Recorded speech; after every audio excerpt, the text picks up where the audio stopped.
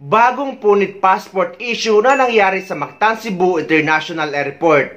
Binahagi ng isang kababayan natin ang naging karanasan ng kanyang nanay na isang senior citizen na babiyahe sana papunta dito sa Dubai at sasakay sa Cathay Pacific. At mag-isa sana itong babiyahe dahil pagdating dito sa Dubai ay isi-celebrate nila ang kaarawan ng kanyang ina sa May 6, 2025. Ito na nga daw ang nangyari na sinama rin na niya.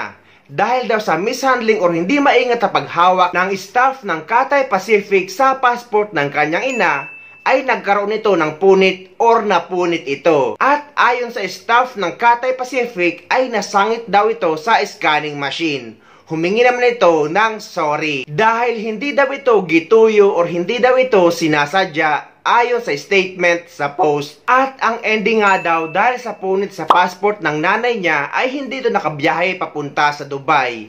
Nag-offer naman daw ang Cathay Pacific ng rebooking at passport replacement.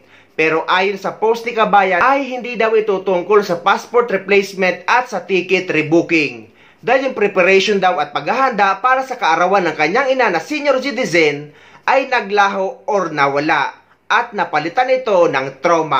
Ang sabi pa nga ni kabayan sa kanyang post, hindi niya alam ang dahilan ng mga staff kung bakit nila ginagawa ang punit passport.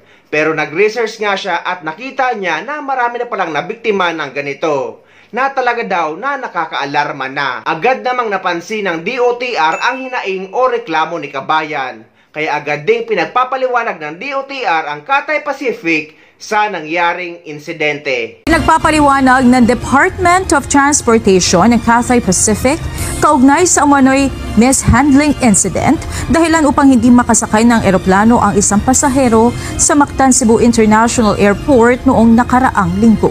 Sa isang pahayag, sinabi ng DOTR na pinagsumitin nila ng paliwanag ngayong araw ang airline company hinggil sa insidente.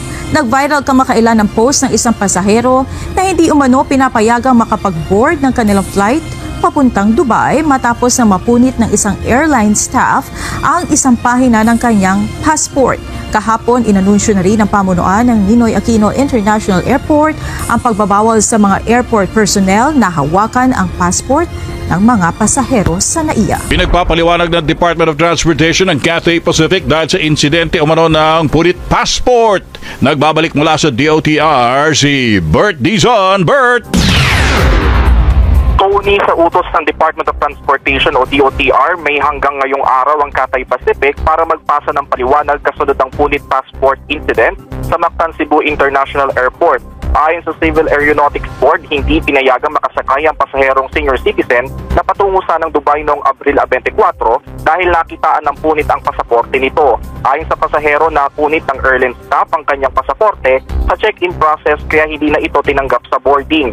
Wala umunong ibinigay na paliwanag o tulong ang nasabing airline staff at nagtuloy-tuloy lamang sa pag-asikaso ng iba pang mga pasahero. Matatandang ikalawang insidente na ito ng punit passport, kabilang na unang insidente ng isang pasahero sa NAIA na hindi pinasakay papuntang Bali, Indonesia dahil nakitaan ng punit ang kanyang pasaporte. Pangalawang senior citizen na ito na hindi nakalipad papunta sa ibang bansa dahil sa punit sa kanilang passport.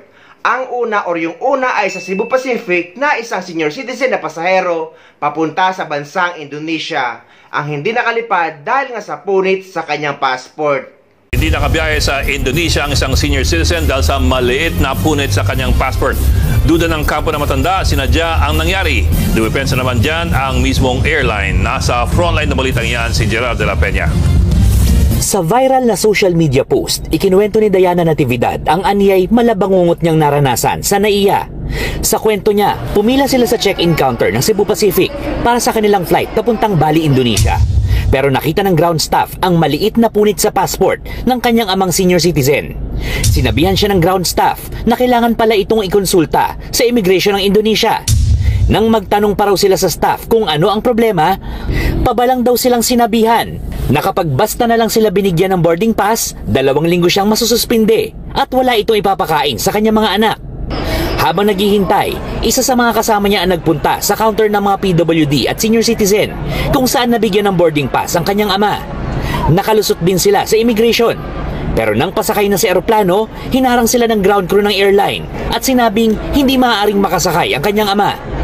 Ayon sa Cebu Pacific, hindi totoong sinadyang punitin ang passport. Kinuhanan daw nila ito ng picture at mismo ang immigration na ng Bali ang nagsabing hindi nila ito matatanggap. Nagpaalam lang daw ang grupo sa ground staff na kakain sila, pero pumunta pala ang mga ito sa kabilang counter kung saan hindi nakita ng ground crew ang punit, kaya nabigyan sila ng boarding pass. Maaari raw lumampas sa 300,000 pesos ang babayarang penalty ng airline sa Indonesia kung nakalusot ang punit na passport. Bali is a really strict station when it comes to passport and its condition. Kahit lumusot pa sila sa Philippine immigration dito, pero yung Bali immigration, hindi naman, at sinabi ng Bali authorities, not okay to board. We will not board the passenger. Sinusubukan ng airline na hanapin si Diana Natividad, pero hindi pa ito sumasagot sa kanila. Paalala ng mga otoridad, ingatang huwag mapunit, matupi o malagyan ng anumang sulat o mabasa ang mga pahina ng passport. Kung magkakaroon man ng sira ang inyong passport, agad itong papalitan sa Department of Foreign Affairs. Sobrang nakakaalarma na ang mga nangyayari sa mga airport natin sa Pilipinas at sa mga pinagagawa ng mga staff sa airport na pinupunit nila o sinasadya nila punitin ang passport ng mga pasahero. At kapag ganitong nahuhuli sila, ay sasabihin nilang hindi nila sinasadya. At ang malungkot dito ay wala namang nakakasuhan. Pero malaking abala at trauma ang nangyayari o nararanasan ng pasahero.